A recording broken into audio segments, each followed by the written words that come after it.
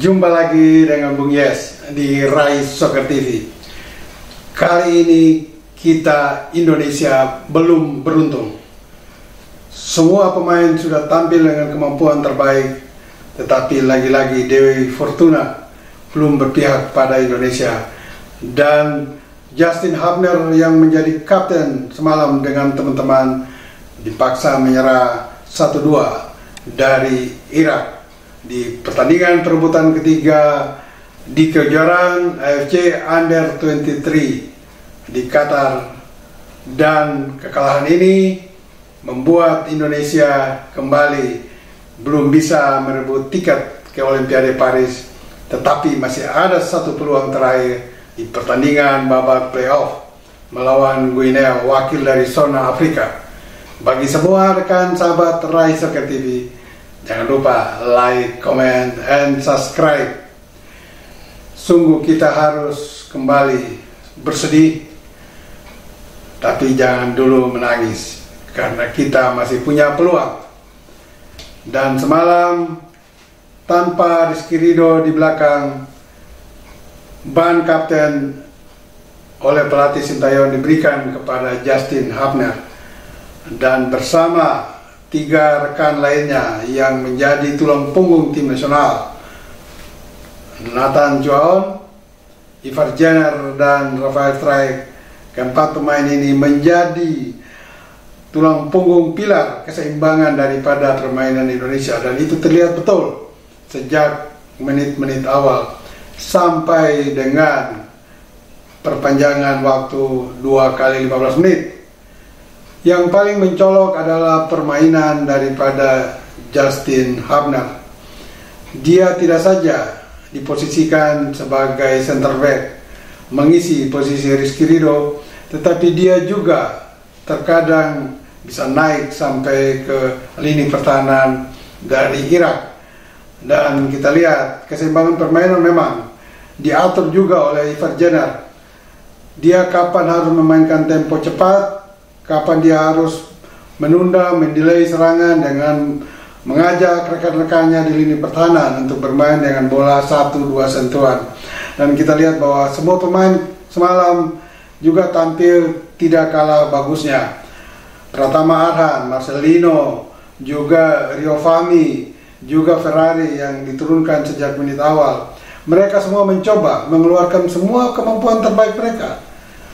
Tapi Irak yang memang secara statistik lebih unggul sedikit dari kita, memang akhirnya memetik hasil sempurna.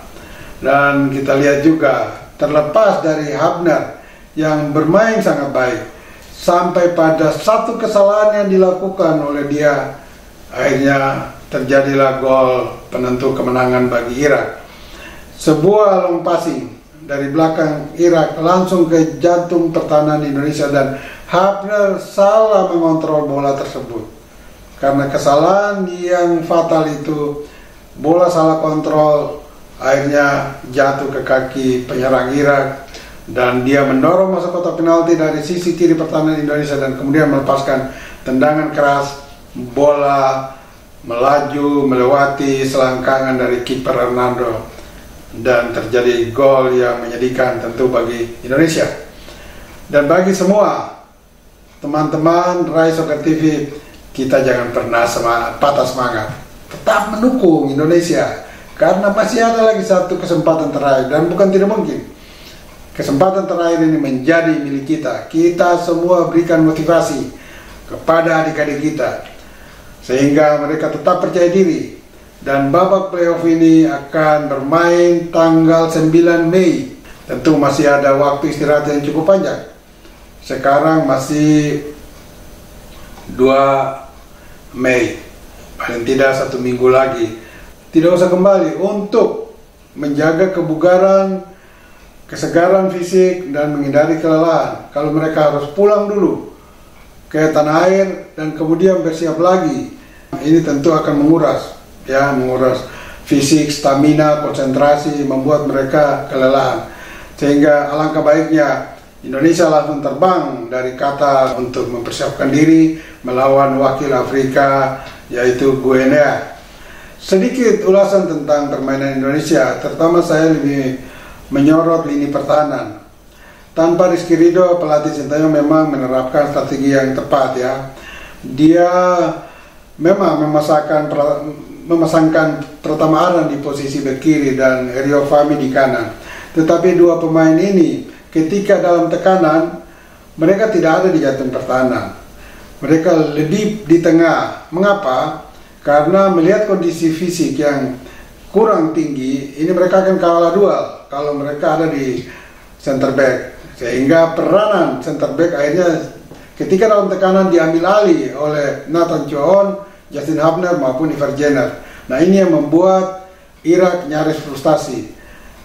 Terlepas dari satu gol mereka, yaitu gol pertama mereka yang menyamakan kedudukan, lahir dari tendangan pojok, dan memang mereka lagi-lagi memanfaatkan keunggulan fisiknya untuk bisa mencetak gol. Hanya satu-satunya kesempatan Irak itu. Walaupun mereka juga sering melakukan tekanan dan penyerangan ke pertahanan Indonesia dengan bola-bola atas. Dan itu beberapa kali mereka dapat peluang, tetapi finishingnya memang tidak bagus.